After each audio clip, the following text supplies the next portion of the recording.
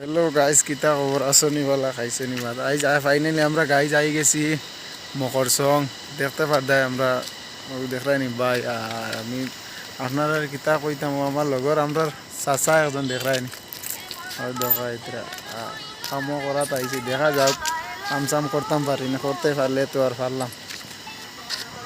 আর ওই দেখো আমরার জায়গা, তুই দেখো গা খামর সাইডটা, আমার সাইড এমনি বহুত বড় আছে, কিন্তু একটা দোকান দাহান কিচ্ছু নাই এখান। সম্ভবত এখনো জানছি না, মানে এটা কিতা হইতো হসপিটাল হইতে পারে না কোনো কলেজ, কিচ্ছু বুঝি আর না।